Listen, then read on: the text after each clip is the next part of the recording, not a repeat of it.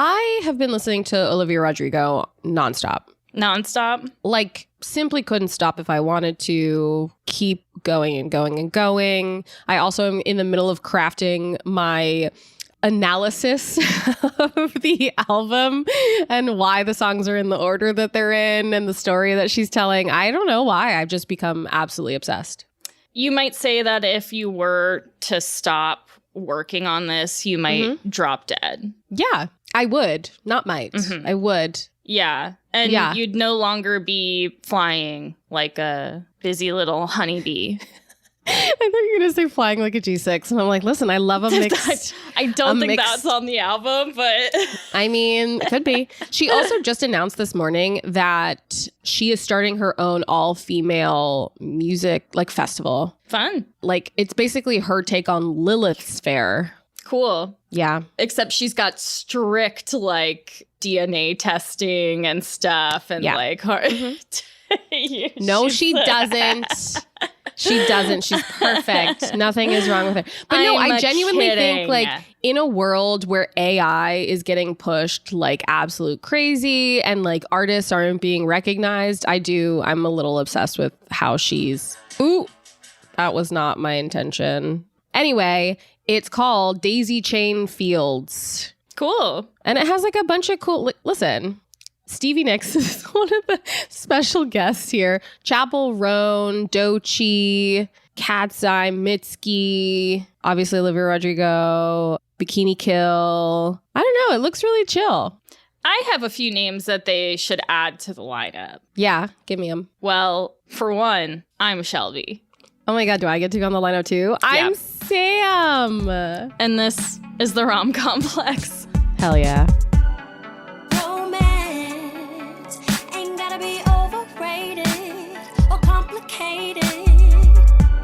The Rom Complex. Welcome, we're glad you made it, but don't be shaded. Rom Complex.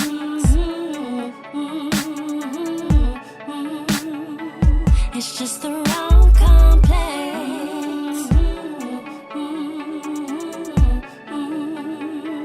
It's just the Rom Complex. We're a little loose with it today because I don't know if you've noticed the little number in front of the episode. I'm speaking to you, listeners. Me? Check that number. No, the listener. It's okay. Oh, Sam. got it. Yeah, Got you're it. good. You're perfect. Thank you. Talk to the listeners. It's episode 300. Whoop, whoop. That's my foghorn sound. That's foghorn? Really... I think that's an air horn. Air horn. I think air a horn. foghorn You know is what like, I mean. Like for a ship, you know? We're just making sounds. This is a great listening experience. If I was actually good at making sounds, the listeners would love it, but I'm not. I'm very bad at it. Yeah, we should take classes. We're not going to do that. No, we should. We're doing it. Actually, we're doing it. Okay, let's see. We're back in London. Well, okay. I was going to say we could take evasive driving lessons or like racing actually, I would do that. That would be fun. I would take a racing You never class. know. You never know. You never know when you need it. Mm-hmm. Hey, it's LA. You never know when you're going to be in a high-speed chase on a freeway. Yeah, completely clear freeway so you can drive very fast. Uh-huh. Okay, if you haven't listened to last week's episode on My Fault London, maybe want to give that a listen because we're talking about the sequel, Your Fault London, today. It just came out this month. When is... yes. In the past few This month. weeks. It came out the 17th. last month because this episode comes out July 2nd. No, it doesn't. Does it? Yes, it does. Oh, shit. Okay, I don't know time. Whatever, it came out in June. Let's just say that. It came out in June. And you could listen to it without listening to the last one and you'd be I was going to cool. say, you know what? If you haven't listened to it and you don't feel like going back, stick around. You'll still have a good time. You know, my boyfriend's experience because he came and watched Your Fault London with me and Sam without watching My Fault London. Mm-hmm. Okay, so obviously continuation of Nick and Noah's story. They're struggling with the secrets and the jealousies and also Ronnie from the first movie is still doing things. Oh, Ronnie. He's what the still fuck around. are you doing here? We thought he was dead because he got whacked with a pipe. I did, in fact, think he was dead. We were like, Nick has killed a man, and and now we're gonna deal with the fallout of that. But that he didn't kill him. Mm-hmm. Unfortunately. And instead, Nick and Noah get to have. Well, first we should take a little detour. What is this movie about? Because before, let me give you some groundwork. Yes. Because obviously there's a third movie coming out. Yes. So this is the middle of a trilogy. Traditionally, that's what's in storytelling the belly of the whale. It's like the bottom, the worst things are happening. It usually has kind of a sad ending. Yeah. It happens like every trilogy. The middle part is always rough. Yeah. Because then you get to go have redemption at the end. So that being said, what is this movie about? This movie is about what happens when people find out you're fucking your stepbrother. I wish it were about that, Sam, because I feel like in one part it kind of is about that, but and then in another part it's not. Another storyline, they ignore that part of it completely. I know. But that's what I think this and I totally about. and I like that in spirit. I think it tries to be about that, but then is also about out cheating on someone who hurt you. Maybe it's more so, maybe what this movie is really about is dealing with your feelings when you can't be honest with everyone in your life. Yeah, that's so good. Oh my God, you're perfect. I know, thank you. This is the second time you've said it, and I liked it. Yeah. Even more since I'm doing it. I will say I do relate to that a lot, and there are a lot of this, because they are struggling throughout this with having to keep it secret, live a little double life. Longtime listeners might remember that I was secretly married for a while, so I do totally relate to that when it's some people in your life know something, others don't. And even if it's not a really big deal, theoretically, you feel this tension it's difficult to deal with psychically.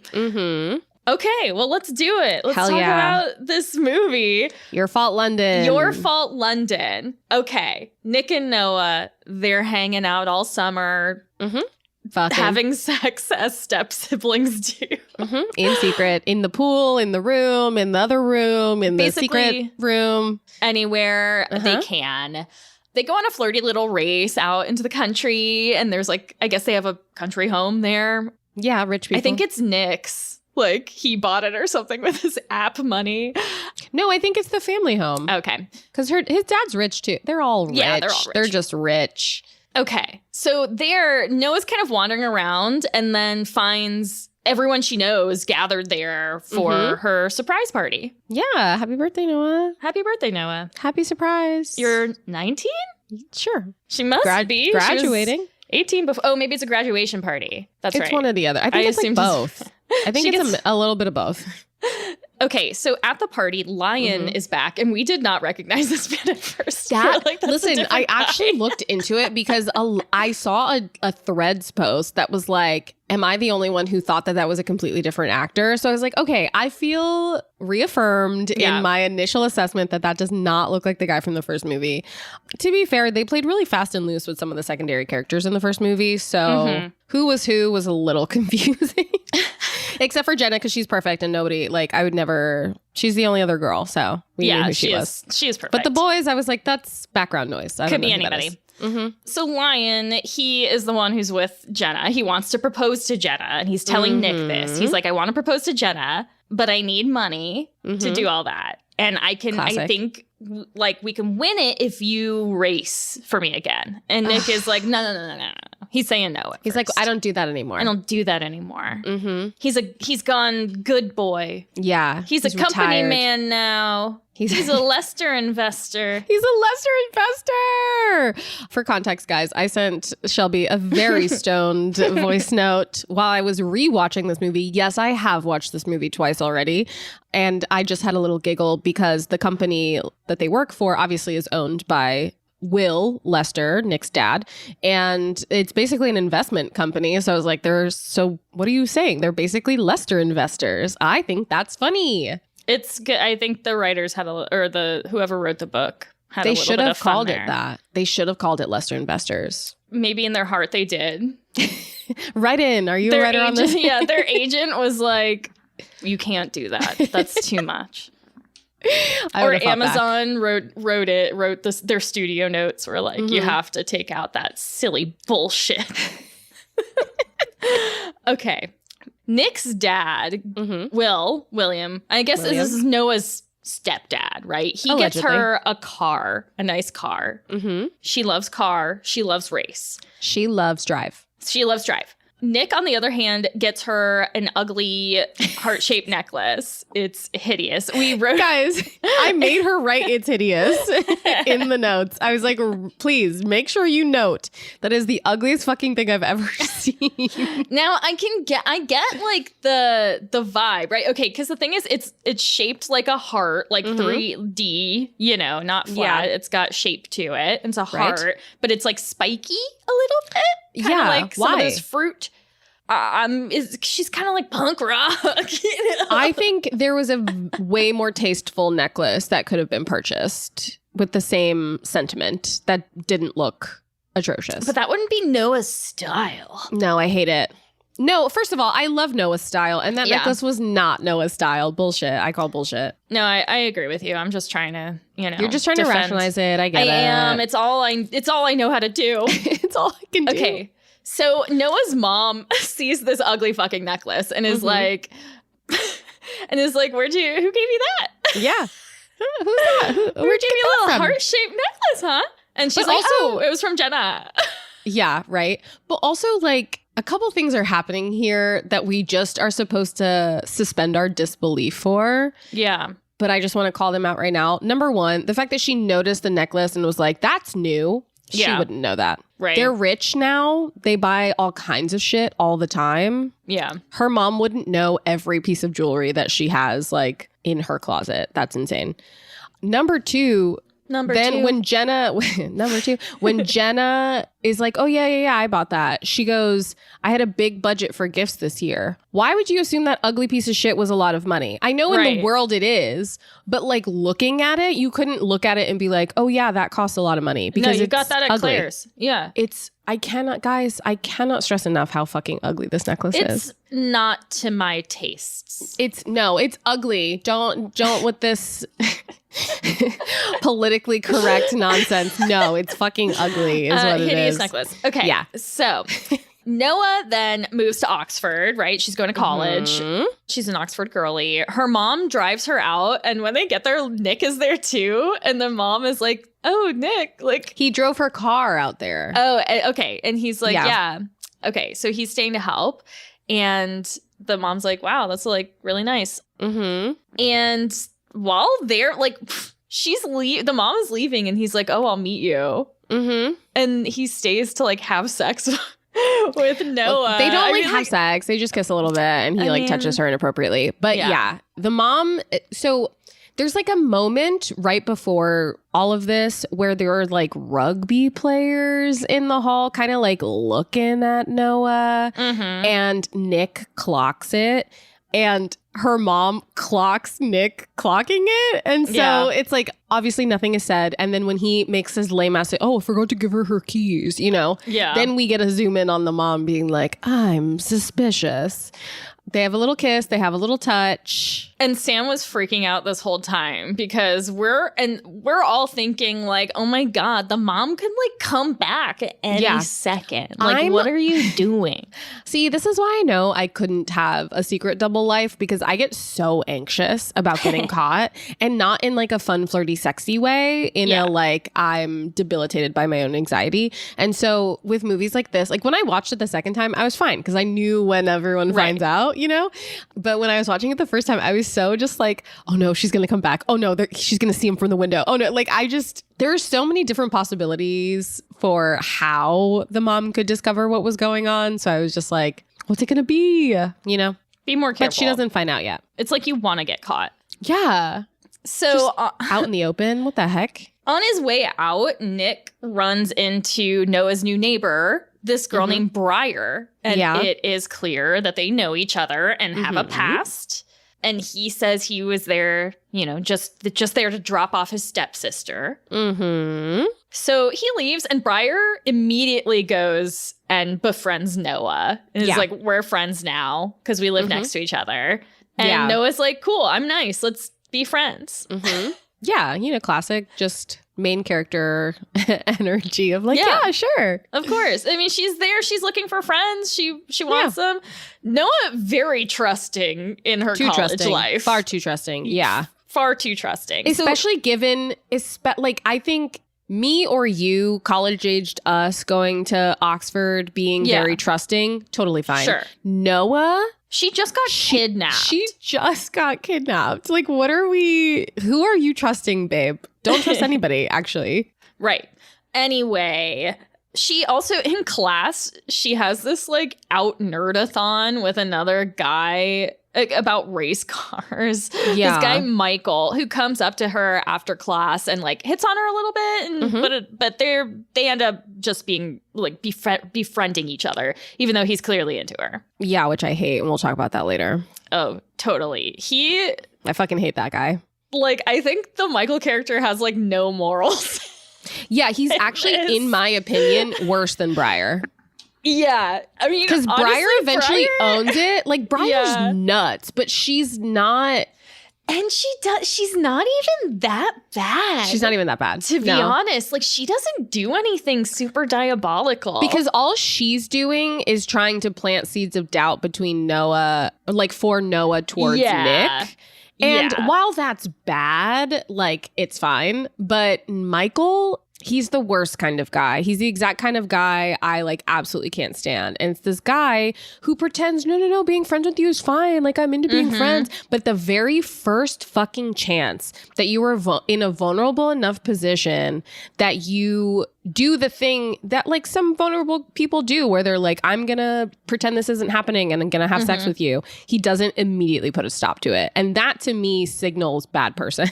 No, he sees the truth of a situation and then goes and gets what he wants out of it anyway. Exactly. I'm glad he got his ass beat. Anyway. Well, we'll get there. We'll get there, but I fucking hate that guy. So this is first mention of the guy I fucking can't stand. And he's got that, like, nice guy vibe. He looks like Freddie from iCarly, if that rings a bell with anyone listening. Also, literally in class, like, the professor calls on Noah. Noah answers, and then unprompted, Michael comes in with, a yes and to her answer.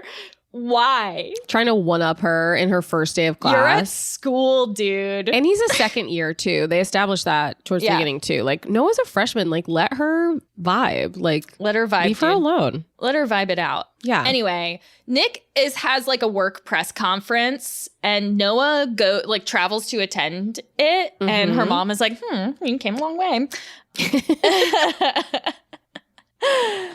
If we ever did, like, a recreation of this movie, I would cast you as the mom just so you could do that. I would love that. I can't do the British accent, but no, you don't need to. I would try. Oh, that's weird. Oh, came a long way. Okay, so anyway, Noah's in the bathroom and she runs into this woman who's nervous, and she's talking about how hot Nick is, basically. And it turns out that's Nick's business partner. Like, they're working together. Yeah. It also is never explained, but Nick doesn't go to college. No. He's just immediately working at Lesser Investors. And yeah, we're all supposed to just be like, oh, yeah, that's totally what he would be doing. It's weird to be like independently wealthy from your own thing and then be like, also, I'm going to go work for my dad. Right. It's like, okay. I mean, I suppose like family legacy and all that, but sure.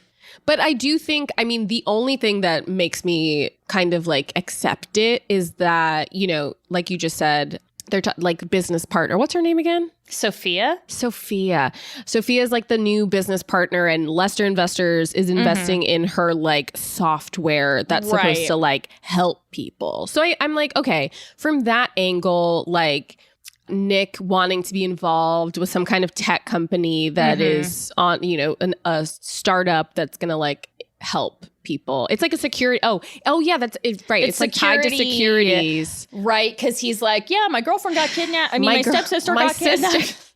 My sister girlfriend. Yeah. Got kidnapped, and that's why I want to invest. So that is the only bit of it that makes sense. But I'm also just surprised that they didn't have like one little offhanded line from someone being like, oh yeah, this one decided he's not going to college because he just wants to fucking save the world now or something like that. Just, I don't know. There could have been an easy little line thrown in there. Or like, yeah, why get a business degree when you can have the equivalent in experience, like at the highest literally rated company. Yeah, right, something like that. But they don't address it at all. And you would know because you watched it twice. And I watched it twice. Mm-hmm.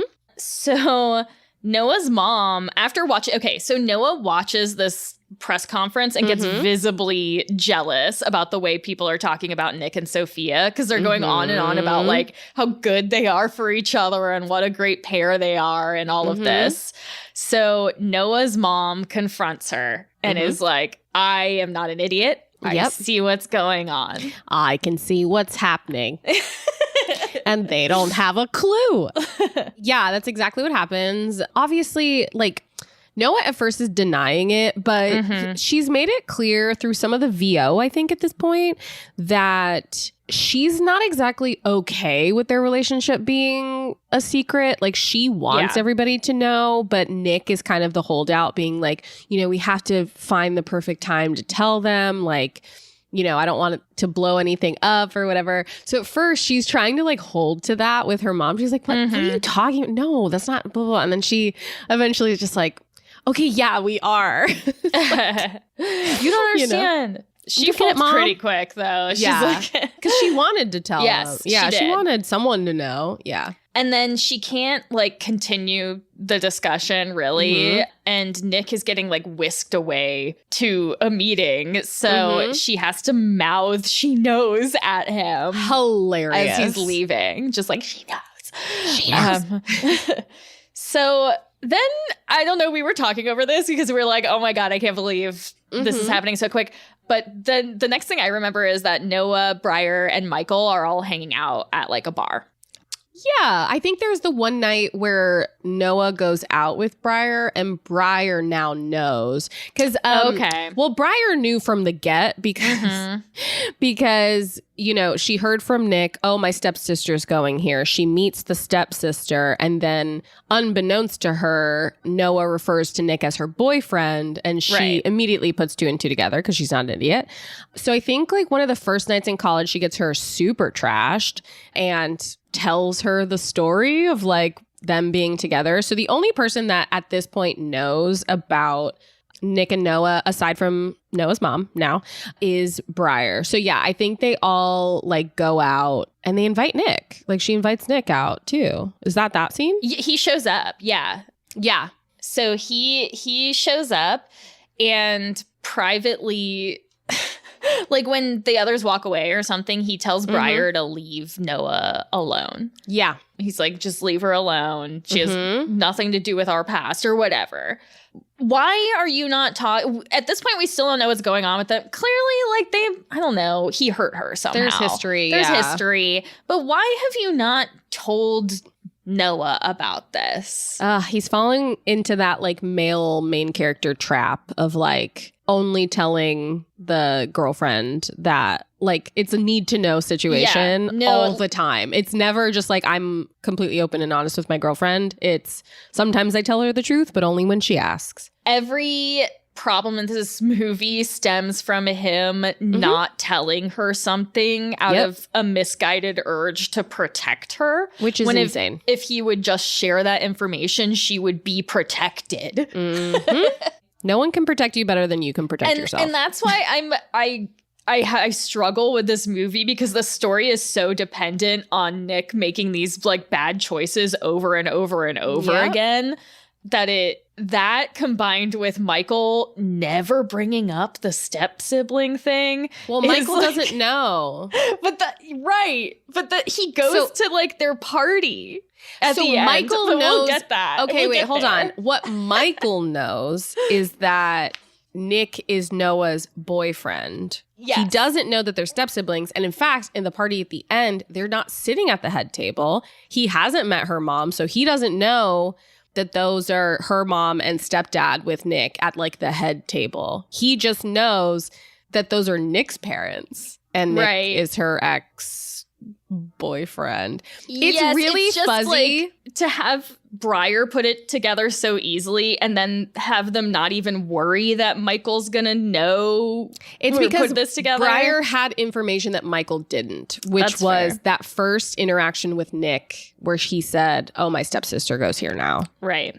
And obviously she has more knowledge of like the family, maybe not family history, but like even when he tells her, "Oh yeah, my stepsister's going here," Briar's first response is, "Oh, Will remarried." So she clearly knows the family enough about the family. And Michael just doesn't seem like someone who would do any of that digging. And yeah, but it's just like, it all depends on not even asking a question. Which like, is crazy. It is crazy. Because even in the conversation they have on the roof where he's like, "Why do you have to keep your relationship a secret?" Yeah. I'm like, hello? Are we going to bring him in now? Like, what are we doing? Okay, so Nick shows up at the bar, and after talking to Briar, he takes Noah away. They, like, go hook up in the bathroom. They go fuck in the bathroom. They want each other so bad. Yeah. That whole scene felt like a music video. Yes, totally. With all the mirrors. So before Nick leaves, because he has to, like, go, Noah talks about how frustrated she is with pretending. It's like you said, she's really expressing how difficult it is, especially now with her mom knowing. And then elsewhere at Lion's gym, we see him giving money to a guy who works for Ronnie. At first, we thought it was Ronnie's brother. Yeah. We just assumed everyone's related. I kind of wish it was his brother. It's just some guy who works for Ronnie named Cruz. Honestly, get the fuck out of here. More compelling than Ronnie. But no, Ronnie feels more British. I like Ronnie. That's fair. Cruz feels less like a guy you would see in like a London seedy gang. I don't know. Okay, so Nick and Sophia play tennis together. Yes, against Will like, and what's the mom's? I have no idea. Sharon, against the parents.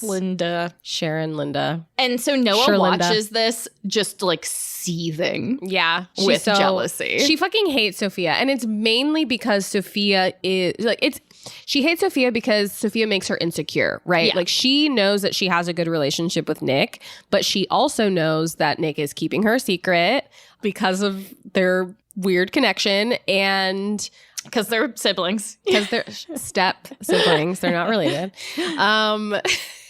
It's so funny. So, you know, she feels inadequate. And then she looks at Sophia, who is this like, has head girl energy, which I think Nick says at one point, that she's just like this, you know, star athlete doing this tennis. And she's very, very smart. She came up with all of this, you know, security shit. And she's, you know, essentially she is the exact kind of girl that Nick's dad would want him to marry. And so she feels some type of way about that, which is understandable. But girl, your actions need to take a step back. He clearly admires her. And that's good. You should admire the people you work with. Yeah. And I think that Noah also sees like, oh, Nick could have a public good relationship. Yeah. It's one of those things that I know you like where it's like you have to present the other options for the characters. Yeah. So he gets a really great one, and she gets fucking Michael, but she whatever. gets fucking Michael. Oh, God, the worst. So she hates seeing them play tennis together so much, and hates so much the way that Nick's dad talks about Sophia and all of that, that she literally reveals that they're dating. She's like, he cannot date Sophia because he has a girlfriend. And it's me. Ugh, such a child tantrum, honestly, in this moment. Like, what? It's like your impulse. This is when I remember she's 19. Do you know what I mean? Yeah. Like, I'm like, she has no impulse control. Clearly, she's a child. But obviously, Nick's dad has the reaction that we all figured he would have, which is it's mainly about optics. He doesn't actually care that they're in a relationship, but it looks bad. Yeah.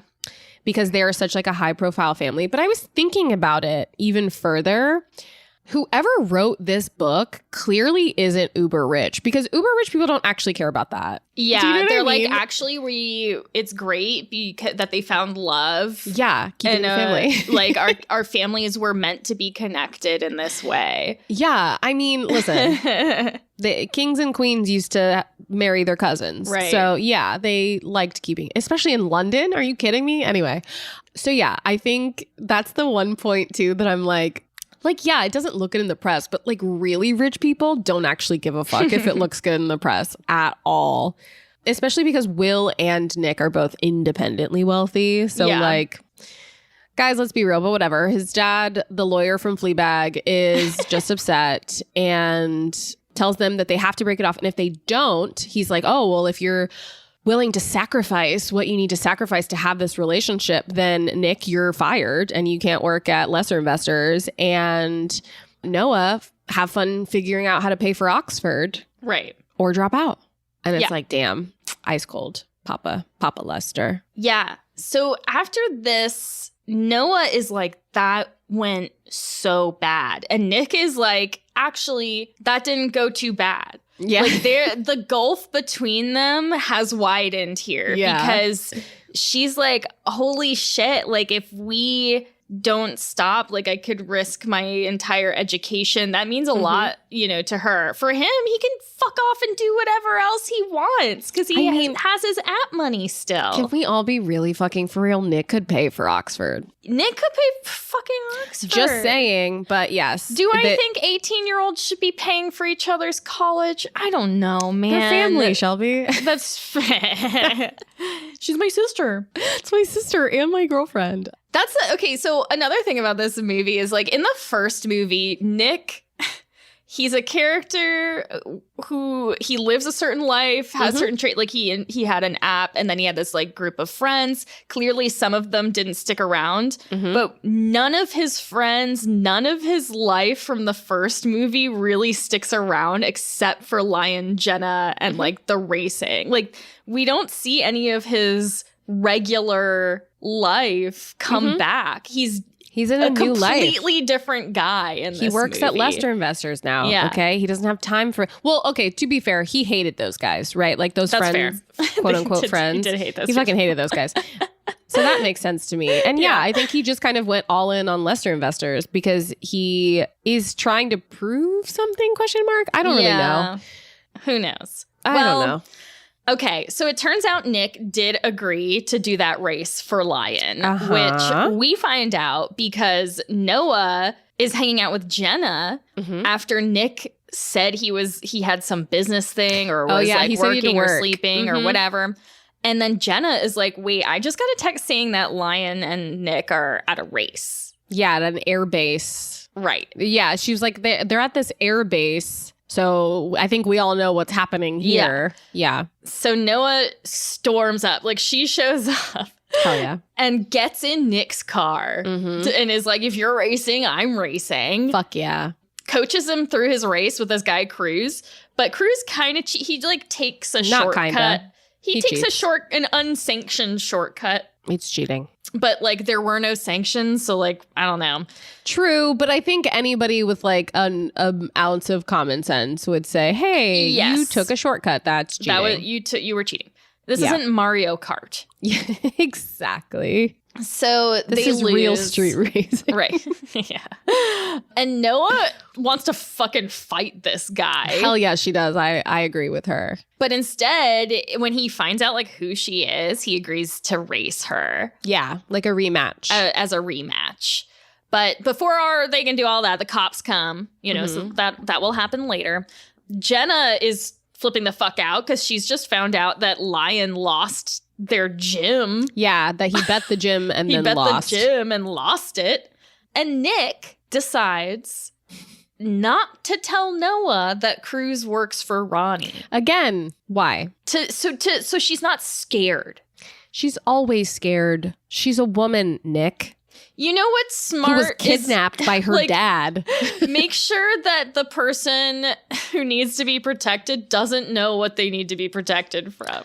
Dude, seriously. That's such a great methodology. Listen, and that's the funny part too, because anyone who's ever been a scared person knows that information is the only thing that helps you not be scared. Knowing, like, if in the case of like in the first movie when she was like talking to her mom being like, and you're sure like he can't get out or like he can't get us here or whatever.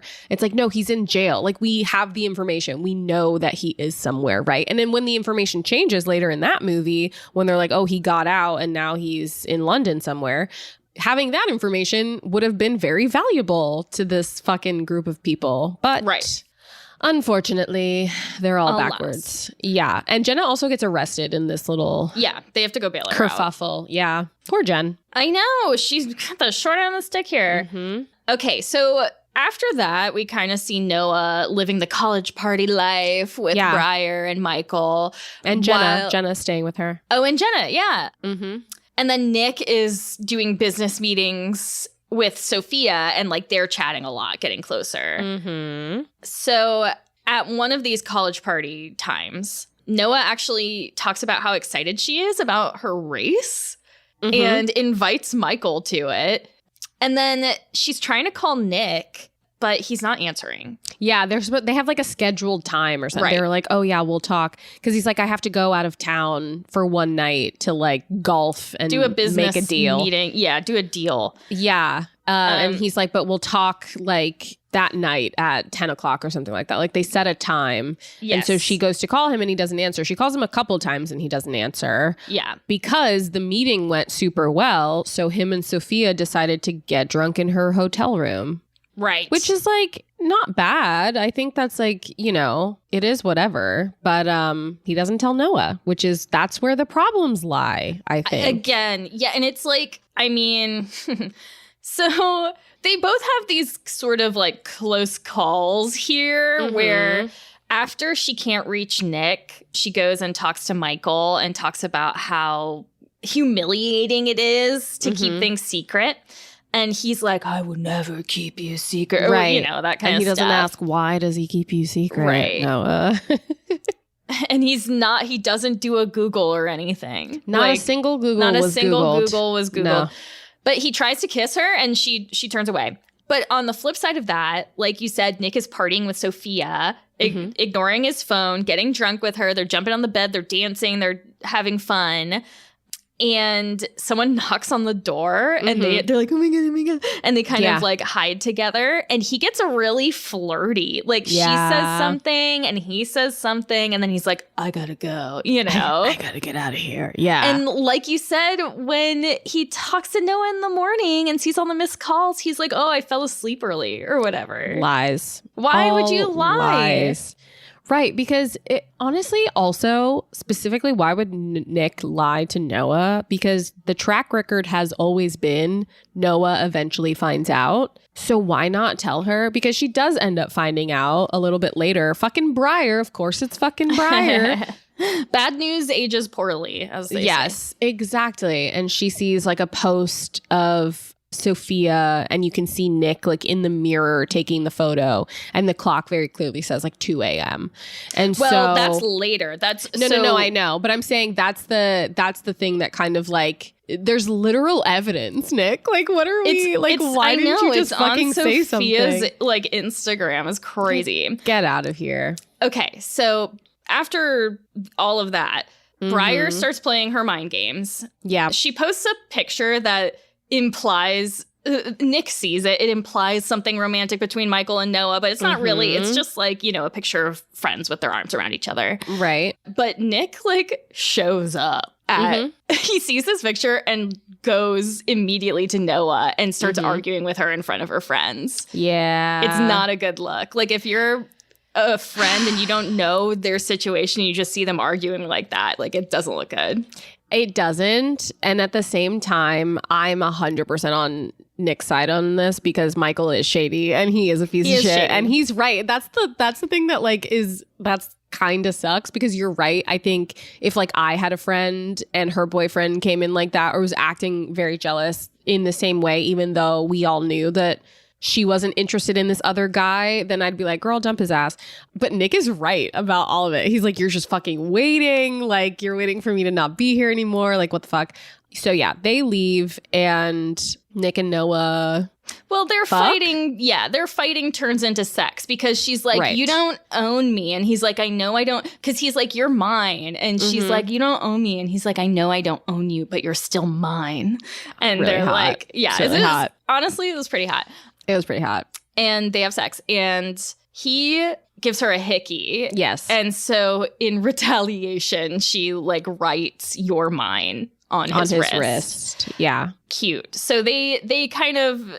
They like, own each other. They're like, it just, I know it just sucks being secret and all of this. And so Nick also then reveals that Noah doesn't have to raise Cruz. He's like, great news. You don't have to do the race because the Lester investor sector paid him off. And is investing in the gym. Which, like, why didn't you do that? Why didn't you help your friend from the beginning? Well, like, okay, here's the thing. He did. That's like the first thing he offered Lion. Oh, you're right. You're right. He was like, no, just let us. And then Lion's like, no, just race for me. Like, that's what's so... Yeah, that's what silly. Makes me giggle about the whole situation because he's like, no, man, I don't want your money. I just want you to fucking put yourself in a shitty situation for my financial gain. I want something worse. Or I already have money.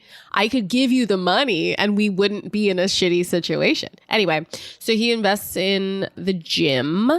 And then everything's great. Yeah. And then everything's great. And then that's when Briar shows her. When Briar is like, hey, Noah, like funny, let's do girl stuff and stalk Sophia on social media. Go ahead. Like, yeah. And so she shows Noah the picture like that you mentioned. Says 2:17 a.m. like weapons. The when he said he was sleeping. So Noah calls him and is like, to be like, what the fuck? He's getting a tattoo. We don't know what's going on, but we can guess what's going on. We all know what it is. Yeah. And she's like, what? Why would you lie about that? Like, what the fuck? And he's like, nothing happened.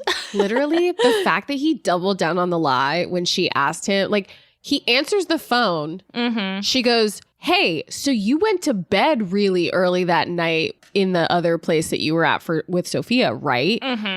The fact that she's asking this question with no context means the jig is up, babe. Yeah. She knows. If she's asking this a week later, or however long it's been later, with no preamble, you haven't even been talking, she just calls you out of the blue and asks you if you're lying.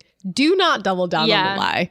And please, he's like learn from his mistakes. Too smooth with lying. And she has already clocked this where she's like, you lie a little too well.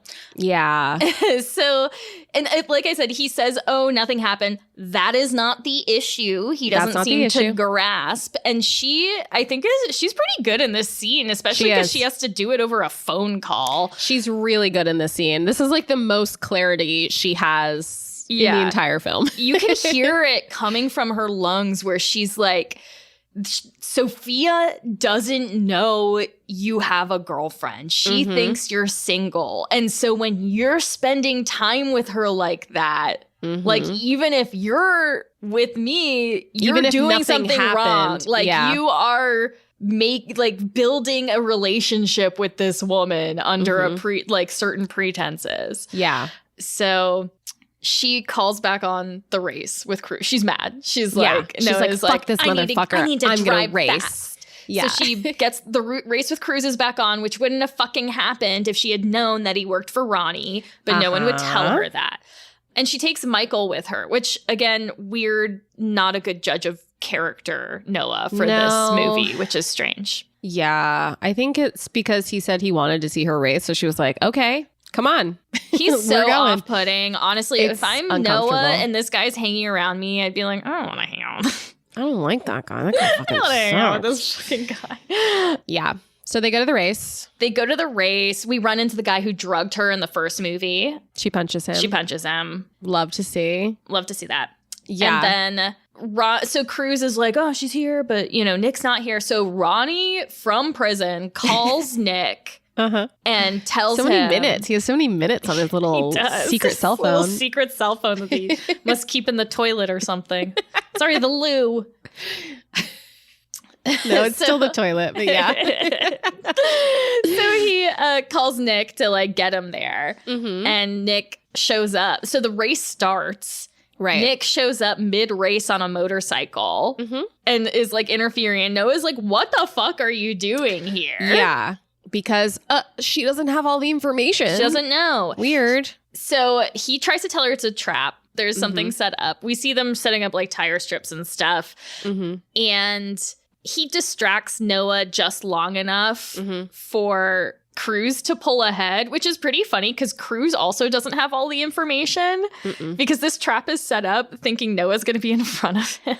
Yeah, and he doesn't seem to get that. He wants to win. So he pulls ahead and he triggers the trap instead. Thank God. Finally, Nick tells Noah that Cruz works for Ronnie, which, why did you withhold this? And they fight. They have a huge fight about all of this lying, all of the secrets. Yeah. She breaks up with him. She breaks up with him. She's like, we need a break. We got to break up. Yep. Alas. Goodness, frankly. At this point, I'm like, yeah, I think you should break up. Dude, this isn't working out for anybody. At this point, it's like so many choices have been made that were baffling.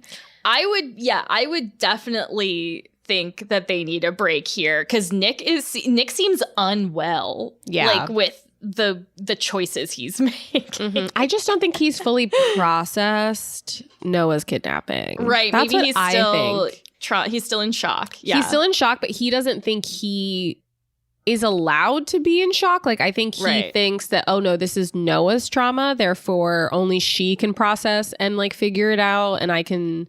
My job is to make sure she's safe while doing that, but he doesn't realize that. Wait, no, babe, you're also still processing the you got stabbed, bro. Right, he got. You stabbed. were literally stabbed, and you hit someone over the head with a pipe. You being perfect and insightful, and not the movie presenting us with that information. Yeah, no, 100%.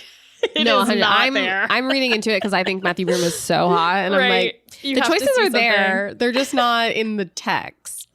I think he was making the actor's choice of processing trauma. Anyway, so it's the Lester Investor Ball. No, I don't know what it's called. First, it's the gym opening party. Oh, fuck. Yeah, you're right. And so at that party, I mean, we see they don't really talk to each other at this party, I don't think. But Noah's mom invites her to that big Lester Investor party. Yes. That's coming up. And Lion proposes to Jenna. At the gym. And she says yes. Yeah, we think they do a fake out. We think she's saying no, she's not. She's just saying don't be on one knee. Yes, I'll marry you.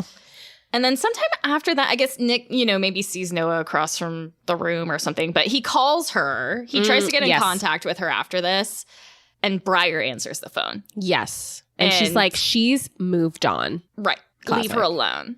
What's funny is so much of Briar's actions here, to me, could have been done by just a well-meaning friend. 100%. So which is why I don't think she's evil. We know that her motivations are to fuck over Nick. Yeah. I think she views Noah as collateral, but she's not actively trying to hurt Noah. If anything, I think in her warped mind, she thinks she's saving Noah from Nick. And so these are which is that's what a well-meaning friend would do too, right? If they think their friend's boyfriend is a real piece of shit, maybe they might do a little manipulation to get them away from him, you know? Yeah. Which is, again, Michael's evil. Briar's just a woman scorned. Right. But she tells Noah, she tells Nick that Noah has moved on and to leave her alone. Basically implying that she's with Michael now. Right. And he believes her for some reason. He's so quick, too. To believe the girl who is actively lying to your girlfriend about who she is and also has said she doesn't like you. Whatever.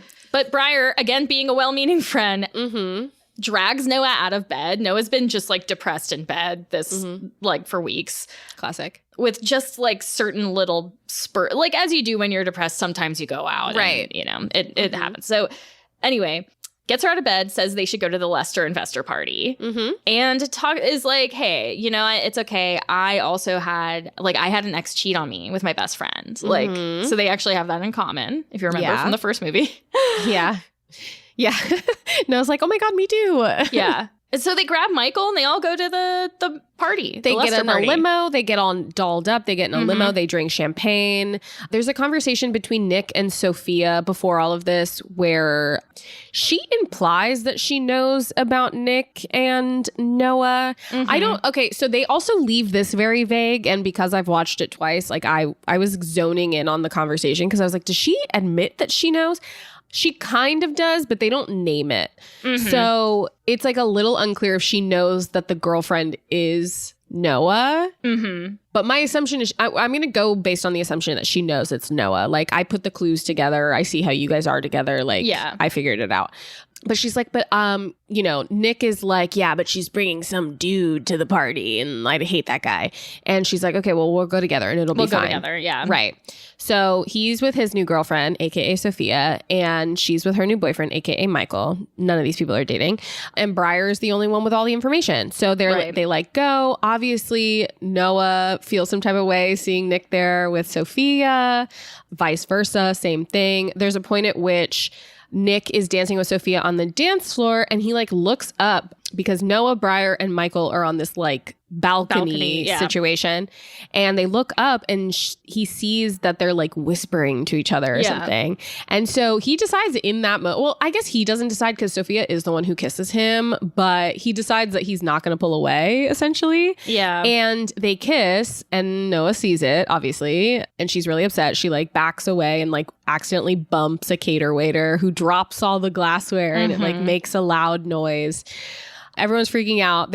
She starts to leave. Michael's chasing after her. Briar's also following behind. And Nick is going after her, just being like, why are you upset? Why are you upset? I didn't do anything or whatever, right? And that's the moment. And this is probably the only truly bad thing I think Briar does is in this heated confrontation, she's like, oh, Nick, breaking girls' hearts. I guess Noah's just another girl or whatever. Says it implying there's history. And Noah's like, what the fuck's going on? And that's when she reveals that, Nick's the guy who cheated on her with her best friend. And she knew about it the whole time. She knew who Noah was and has been essentially plotting this whole time. What a wild direction for this story to go. After the first movie. I would not, a lot of this I would not have expected. Get fucking ready. You're not, if you think this is wild, believe you me, it's worse in the next one. So it gets more intense because we're in the home stretch here. Yes. Public confrontation at this party. Literally, the Lester investors are there. They're all watching this, and literally no one is whispering, "Isn't that his stepsister?" or anything like that. Not which you think they would be. So Michael never brings it up the entire movie. So Michael does, in fact, at this point, after Noah has left, reveals to Nick that he and Noah are not together. Because Michael Nick is talking to him, assuming they're together. That he finally got what he wanted, aka Noah. And he's like, I'm here because we're friends. Yeah. And Nick is like, I fucked up. Yes. I have just now realized I've fallen right into Briar's trap. And I fucked up. Right. But we don't see what he does yet. So we're following Noah and she's with Michael and they're in a cab and they go to Michael's house and she's clearly distraught, right? She has just been through the ringer. She's very upset. And he like makes her tea, which at first I'm like, okay, great. Yeah, make her tea, give her a blankie, be a shoulder to cry on. That's your job.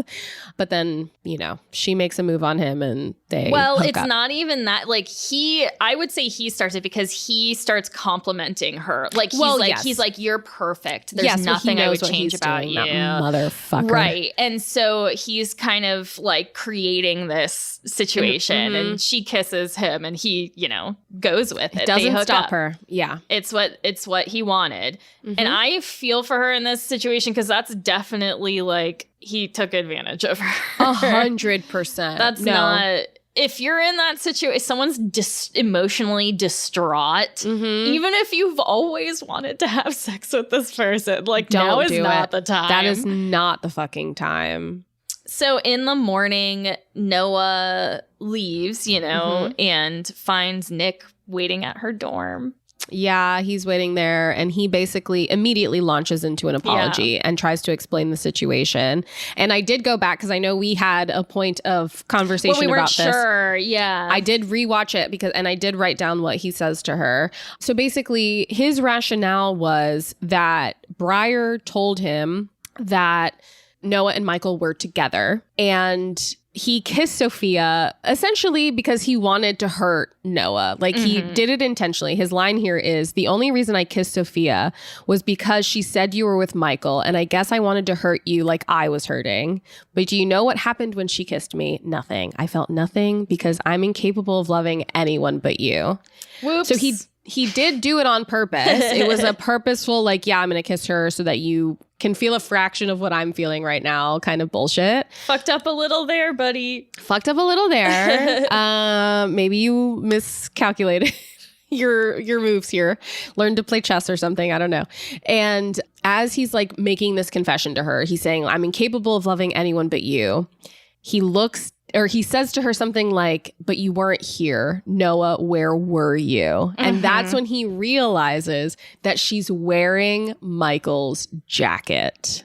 And she's sobbing. She's like full on sobbing again, as can be expected, because she fucked a guy she shouldn't have fucked in general, but especially in this situation. Yes. Which horrible. I feel so much for her because that's... I know. It's like not her fault. Like I know she fucked Michael, like, but this is like not her fault. And frankly, okay, I know like we've been talking a lot, but after this, essentially, it's episode Nick, 300. Okay. I know you're so right. We can go long, guys. Get ready, buckle in. So Nick, obviously, very upset. He leaves, assuming to go confront Michael. We understand this, but back to what you were saying about Noah. I don't think he's justified in being upset that she slept with Michael. Like, he's justified in the feeling, sure. Like, you can be upset. But if you were doing something out of spite, and then she kind of also did something out of spite, like... Can you really be mad at her? Like, come on. I mean, a kiss and sex are two different things. Right. It's like a little public kiss, which also the kiss, again, was in the middle of the party. You kissed someone you're working with at your investor thing. It just seems so unethical from a business standpoint. What's more unethical, your business partner or your stepsister? In this case, your business partner. See, I agree. Because for all of the reasons that we've talked about, the stepsister thing, it's just like a little weird. It's not really that bad because they didn't know each other. They weren't raised together. It just creates an uncomfortable situation for them in the future. Right. Their parents could divorce tomorrow and they would still, it would be fine. Yes. Okay, so he goes to confront Michael. Michael like is like, yeah, basically dumbass. Like, yeah, I slept with her, and you know what? She's still obsessed with you. Like, it doesn't even matter. That should be like, that's exactly what you said to Noah. You said you kissed her and you felt nothing because you're only capable of loving Noah. Why can't the same be here? Well, like, it feels a little purity culture to say that, like, oh, sleeping with someone. I mean, yes, there are various degrees. Like, kissing someone and sleeping with someone are two different things. But at the same time, I'm like, it doesn't really matter unless you want her to only have sex with you. Like, that's weird. Right. Like, have had only sex with you. You know what I mean? Like, in that weird, like... He didn't even take her virginity. Yeah. She's been with other people. Like, let it happen. She's in college. She's just a girl. She's a girl who's been lied to and manipulated and is confused and doesn't know which way is up. So yeah, she made a bad decision, but I don't think she should be penalized for it. Right. And she didn't know. She also didn't know. She made this decision based on other, and she wasn't even just doing it to hurt him, right? No, like, she was doing it because she was hurting. She was hurting. Yeah. So anyway, Michael also calls Nick out for keeping her secret. He's like, how could you do that? Still no mention of the stepsister. Genuinely, this was the opportunity. This was the fucking opportunity. This was your opportunity, Nick. You could have just been like, but it's also like, why tell him? So That's it true. is like, why tell him? But it just, from a story perspective, it doesn't make sense for Michael to never know this. Yeah. Michael just sucks. He sucks, though. So Noah goes to find Nick and finds him outside Michael's place and is like assuring him it didn't mean anything, but he's like, it's already too late, basically. And we see that his knuckles are all busted up because he already beat the shit out of Michael. As he should. You know what? Do it, Nick. I support this violence. And then the cops fucking show hate up. Michael. And the movie ends. And they arrest him, and as he's being carted away to the jail, you zero in on that. Remember that tattoo he was getting earlier? Yeah, it was the words "You're mine" that Noah wrote on his wrist. He got it tattooed right there, right where she wrote it. And that's it. We have to check back in with the lesser investors in the next movie. He's going to have a completely different job and personality in the next movie. No, I remember in the original series, there is a significant time jump. I want to say it's like 4 or 5 years, and they're just reconvening. Well, I don't know if it would make sense here, but anyway, they're reconvening for Lion and Jenna's wedding. And so forced proximity, we love. So you're going to think the final movie is wild. Again, I don't know what they're bringing and what they're not from the original series, but the original one is, I watched it on a train from Manchester to London, ironically enough, and I was like, what the fuck is this? Well, so I wonder how long we're going to have to wait for this third movie. I am also curious because I wasn't sure if they also shot the second and third movies in tandem the way they did with the original. So I guess we'll see. We'll find out. What age would you most like this movie? I'm going to go with the same as last time. I think I said like college aged. Yeah, I would have fucked with this heavy. I fuck with it now. Honestly, I don't care. It was a bad movie, but I had so much fun and Matthew Booth is hot. So I'm like, you know what? Yeah, have your secret little step sibling love affair with your racing cars and your kidnapping. I'm into it. I will also say now, but also like I have so many problems with this movie.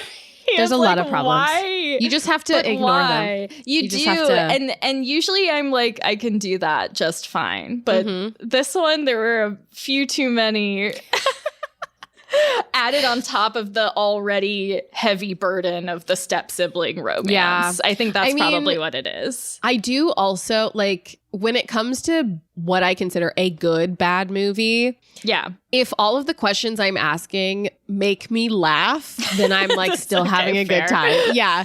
Like if I'm asking questions and I'm like, wait, why the fuck would they do that? Then it's like not an enjoyable experience. But if I'm laughing in the middle of a question, then I'm like, okay, I'm still having a good time. Cell phone. Yeah.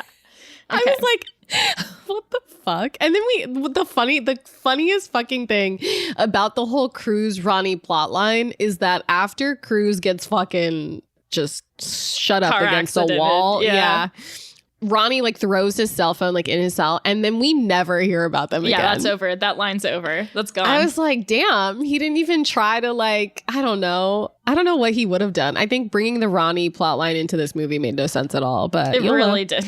Well, things happen the way they happen. Yeah, it could have been like a random loan shark. It didn't have to be a loan shark connected to Ronnie trying to steal Lion's gym, But then why would they want to kill Noah? They wouldn't. That's they fair. would just... They would have a different... Something else would be going on. Something else, exactly. 100%. All right. Well, what a grand 300th episode. Not many people get to say that they recorded episode 300 of a podcast. You're so right. We're very special. We're in like the We're in like the top 300 of podcasts. We're top. I mean, I would even go higher. Well, as far as podcasts that I know of. Yeah, that's and true. listen to. Mm-hmm. This one's at the top. Yeah. Big shout out to our $10 patrons. Shout out to Catherine W. And shout out to darlinghomebody.com, Nicole J. Thank you so much. Thank you guys so much. And thank you for sticking with us for 300. Genuinely, let's do another 300. What do you guys think? Should we keep going? I don't know. But we will keep going because we love doing this and we love you guys. So until next week, remember to keep falling in love with yourselves. Bye. Bye. If you'd like to find the Rom Complex on social media, head on over to Instagram or TikTok at The Rom Complex. You can also find us on our website, theromcomplex.com, where you can have access to all of our latest episodes and links to our social media pages, as well as Patreon. That's right. Our Patreon is at patreon.com/theromcomplex. Head over there and you can sign up for any tier and gain access to mini episodes, tarot readings, watch-alongs, and more. And of course, if you're a $10 patron, we will shout you out on every episode. Thanks for listening.